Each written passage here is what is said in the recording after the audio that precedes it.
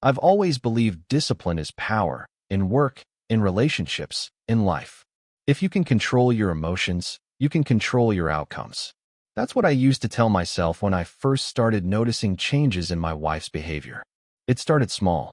She used to leave her phone anywhere, kitchen counter, nightstand, even on the couch when she went to shower. But then one day, she started keeping it face down, locked, and always within reach. I told myself it was nothing. Maybe she was just more private now. Maybe work had something sensitive going on. Then there were the late nights. She'd claim she had Zoom calls with the team in another time zone, but I'd pass by her office door and hear nothing. No typing, no talking, just silence. The worst part was the emotional distance. You know that subtle shift when your partner laughs differently around you? When it's forced. When the warmth disappears from their eyes. I tried to rationalize it. Maybe she was stressed. Maybe it was me. Maybe I'd gotten too predictable, too focused on routine, too disciplined. One night, she came home smelling like a cologne I didn't own. I remember standing in the kitchen, pretending not to notice while she set her bag down and kissed me on the cheek. My stomach turned, but I kept my tone calm, steady, because I wasn't going to lose control. That's when the idea of discipline started to shift for me. It wasn't about control anymore. It was about observation. Watching carefully, collecting details, waiting for truth to surface on its own. And when it didn't come quietly. It was a Tuesday night, ordinary, unremarkable. I was cleaning up the kitchen when her phone buzzed on the counter. She was in the shower. Normally, I wouldn't even glance at it. But the preview on the lock screen read, "Can't stop thinking about last night. You're amazing." My hands froze. It felt like the air got sucked out of the room. My pulse pounded in my ears, but outwardly, I was still. Controlled.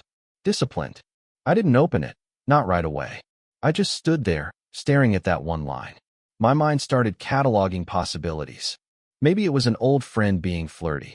Maybe it was a wrong number. Maybe. But discipline means facing reality, not hiding behind excuses. So I took a breath, unlocked her phone. She'd told me her passcode a long time ago, and opened the message thread. There it was. Weeks of messages. Hidden under a fake contact name, Liam, work. Compliments, inside jokes, voice notes. A picture of her hand holding a glass of wine. One I recognized from our own kitchen, taken while I was working late in the study.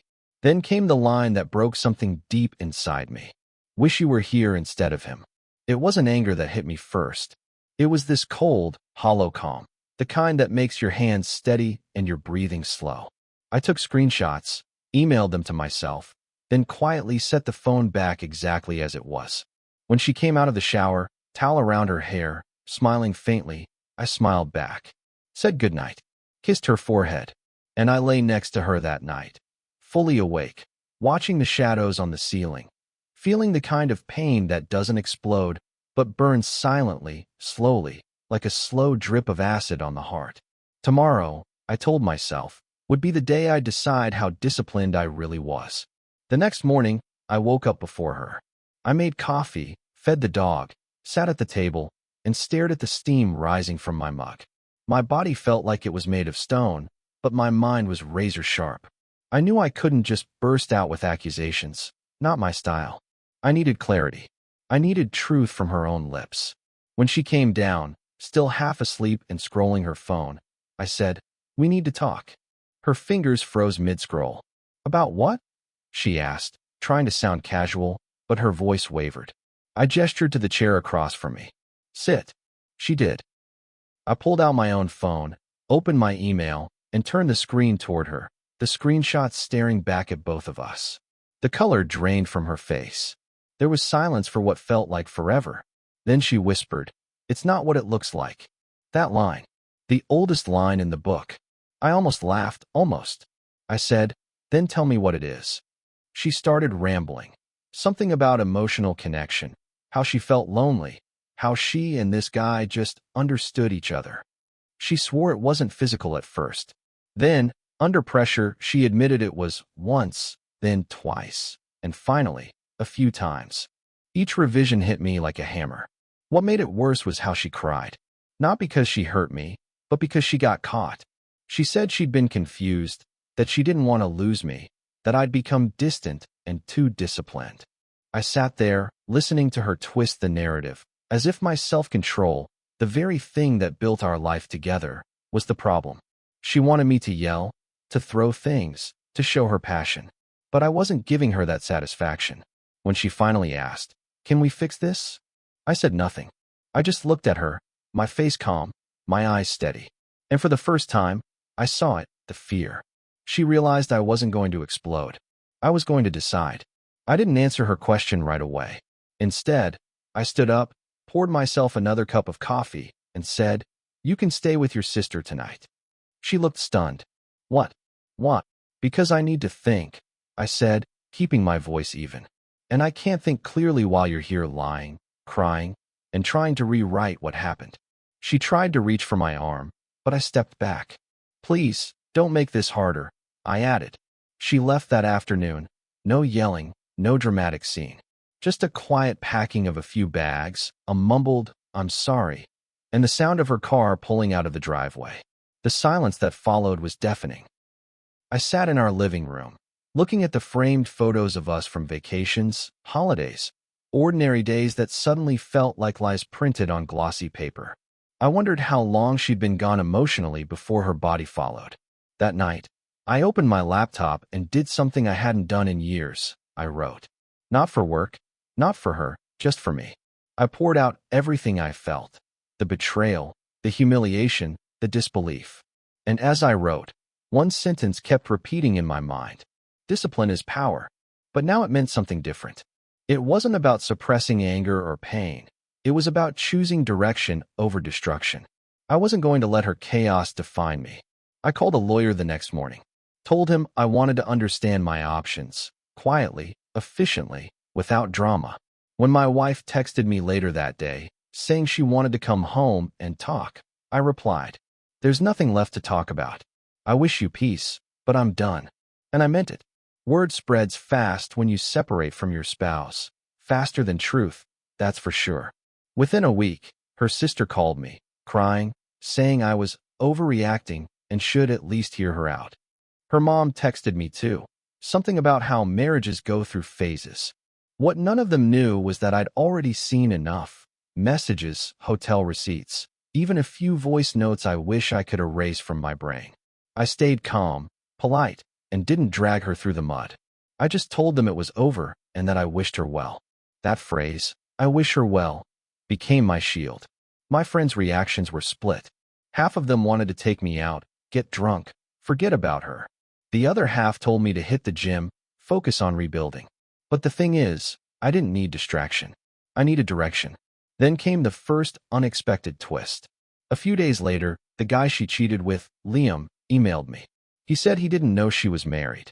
Claimed she told him I was an ex who wouldn't move out. He sounded angry, not at me, but at her. He even attached screenshots of his own, messages where she badmouthed me, called me cold and robotic. It was surreal, reading another man's pain mirrored against my own. He told me he ended it the same day I confronted her, and that she'd been texting him nonstop since. That was the first time I didn't feel anger. Just pity. For both of them, honestly. They were chasing chaos while calling it passion. That night, I sat outside on the porch, sipping black coffee, listening to crickets. My home felt emptier, but for the first time in months, my mind felt clear. Discipline, I realized, wasn't just about control. It was about freedom. About 2 weeks after she moved out, she showed up at my doorstep unannounced. No text, no call, just standing there with red eyes and shaking hands, holding a small duffel bag. "I just want to talk," she said softly.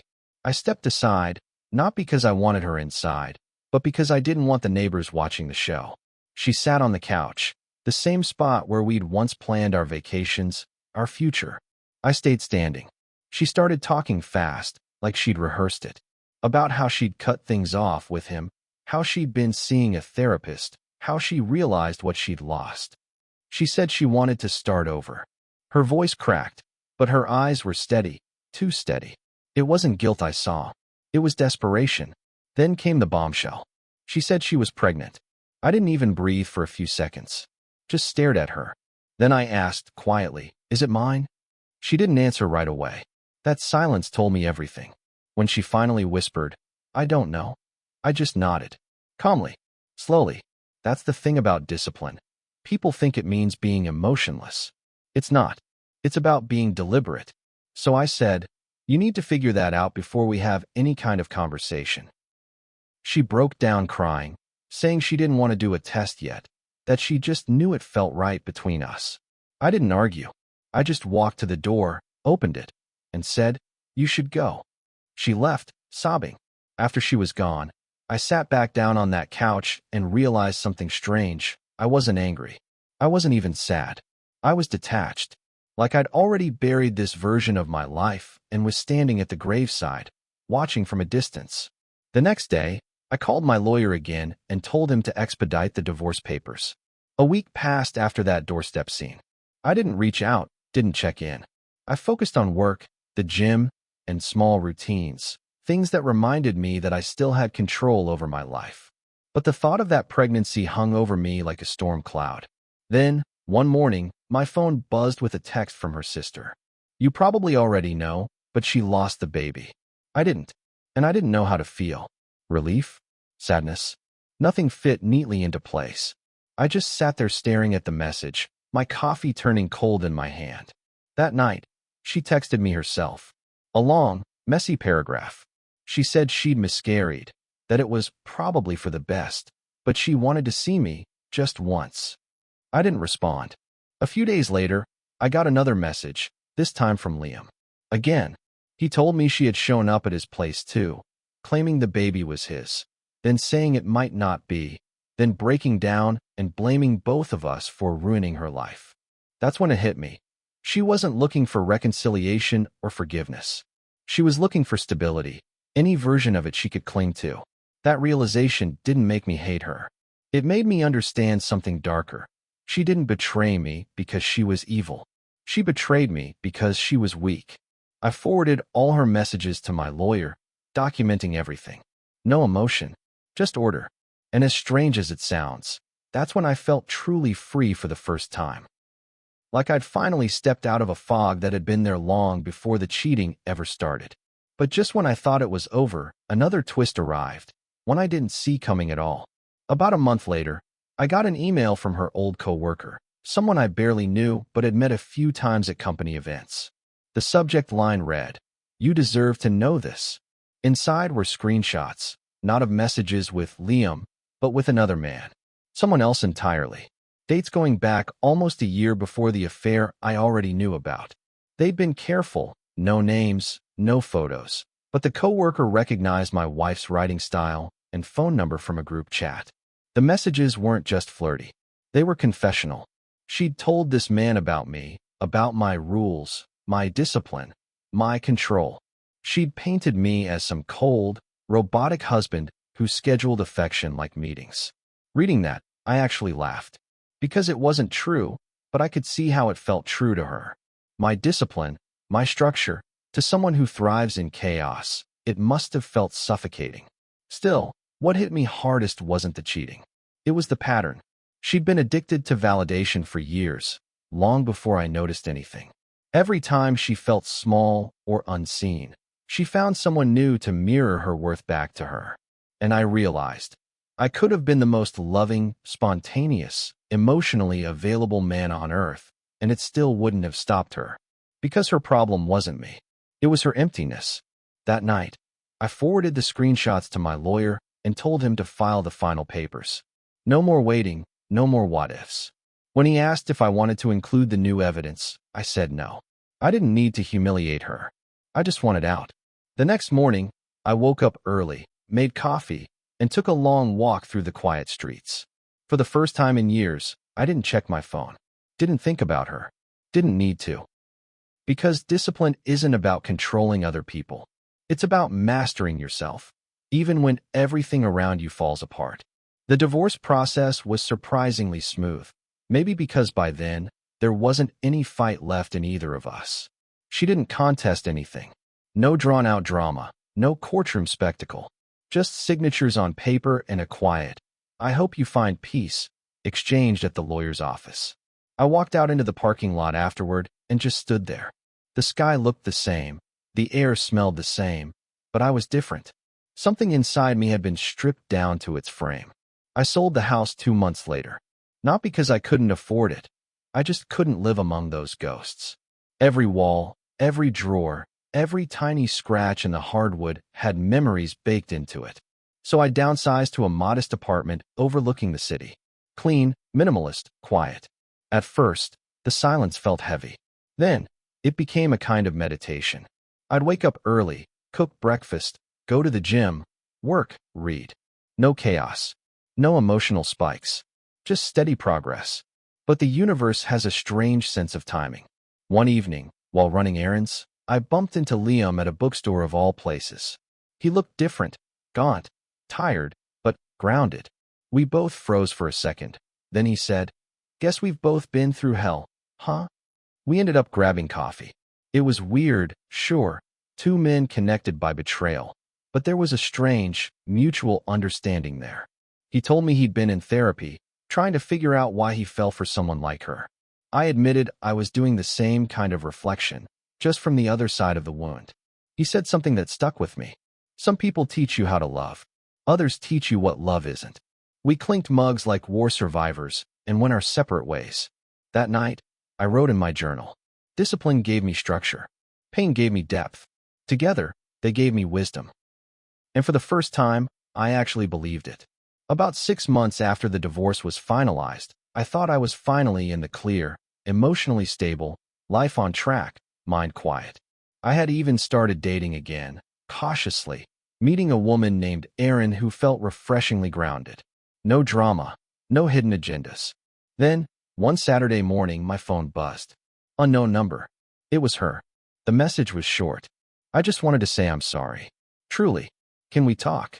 My first instinct was to delete it. But something in me, maybe curiosity, maybe closure, made me reply. About what? She called almost immediately.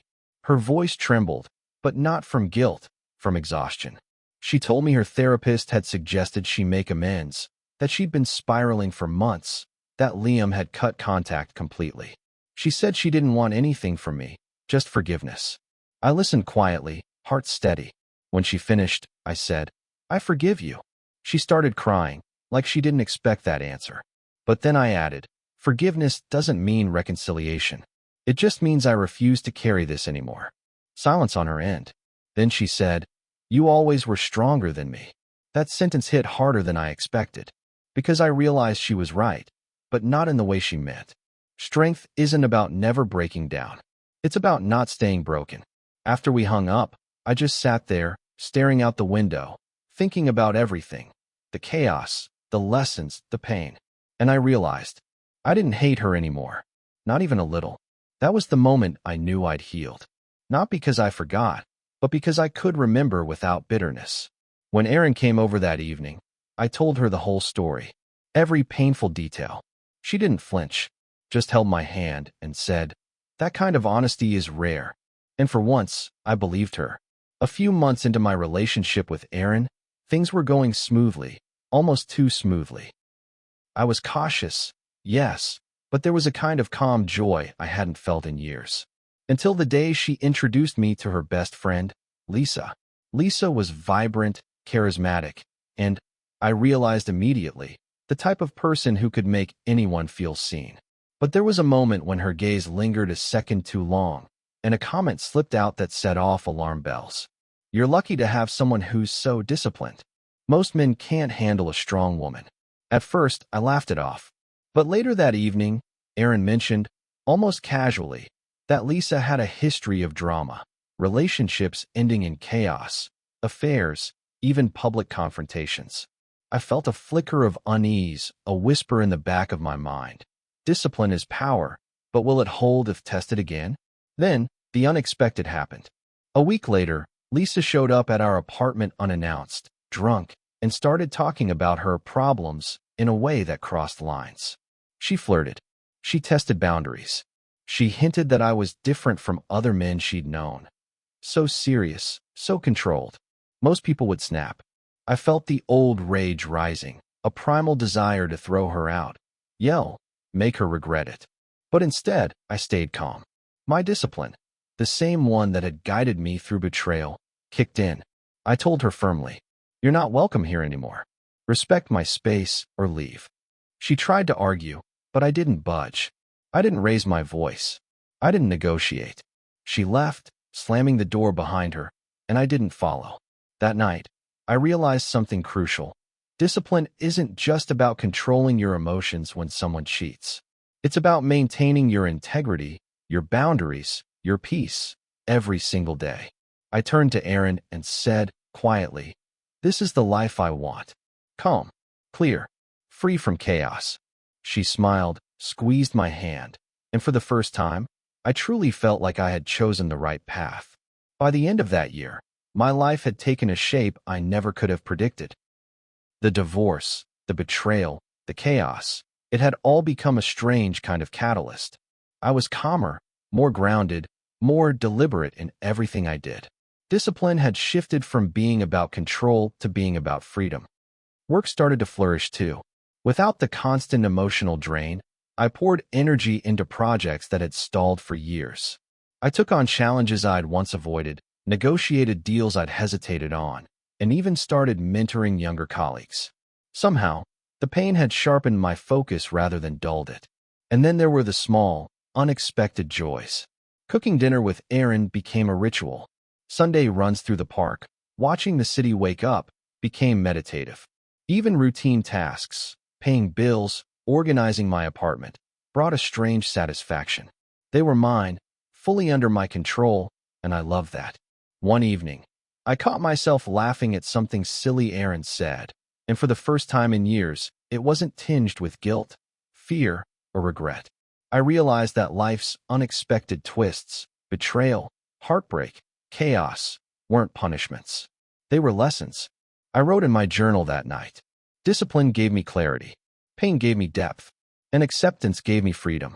And in that acceptance, I discovered something profound. Life doesn't always need to be dramatic to be meaningful. Sometimes, the quiet, steady growth is the most powerful transformation of all. Just when I thought everything had settled, life threw me one more curveball. I ran into her, my ex-wife, at a charity event.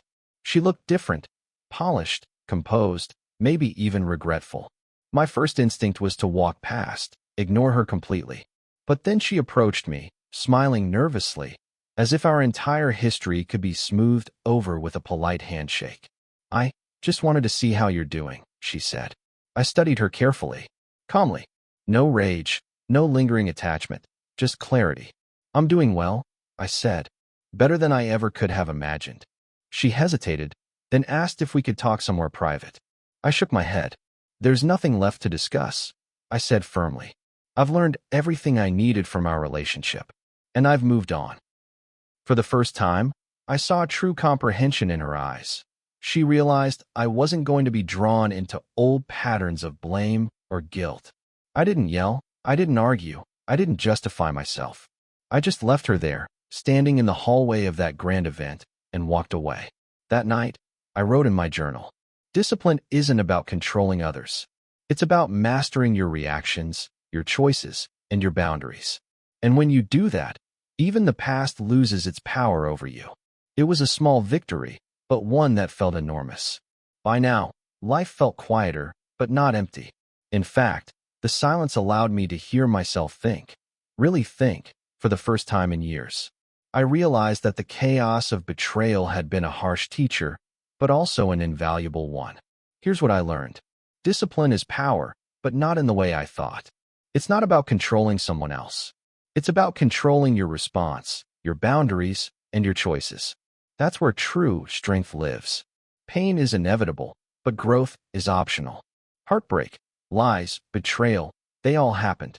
But I could either let them destroy me or let them shape me. I chose the latter. Forgiveness isn't for them. When I forgave her, it wasn't so she could return or feel better. It was so I could move on, unshackled from bitterness. Boundaries are everything. Every time I upheld them, with her, with Liam, with Lisa, even with strangers, I reclaimed a little more of my life and my peace. Unexpected twists often bring clarity. The pregnancy scare, the secrets, the encounters, Every single one forced me to confront reality, my own emotions, and my values. I often think back to the nights lying awake, wondering if I'd made a mistake by staying calm, by not exploding, by letting her leave without a fight. And now I see that discipline saved me more than any burst of anger ever could. If I could give advice to someone in a similar situation, don't let chaos dictate your actions. Observe, protect yourself, choose carefully, and never compromise your values. Discipline is the quiet weapon that shapes your life when everything else feels out of control. Now, a year later, I can finally say I feel free. Not just free from her or from betrayal, but free within myself. My mornings start with meditation, my nights with quiet reflection. Erin and I are building something real, steady, grounded, honest. And for the first time, I don't feel like I have to guard my heart constantly. I still remember the pain vividly, the late nights, the messages, the empty silences. But they no longer define me. Instead, they're reminders of what I survived and what I'm capable of: self-control, clarity, and resilience. Discipline became my anchor, but forgiveness and boundaries became my wings. I've learned that power isn't about holding someone else down. It's about standing firm, even when the world tries to shake you. If I could speak to anyone going through betrayal, I'd say this: observe, don't react impulsively, protect your peace, and remember that life has a way of rebuilding itself if you let it. Chaos is temporary, but the strength you cultivate in response lasts a lifetime. And as I look out at the city from my apartment balcony, sipping my coffee, I realize I'm not just surviving anymore. I'm thriving. I'm living a life that I control. Discipline isn't just power. Discipline is freedom.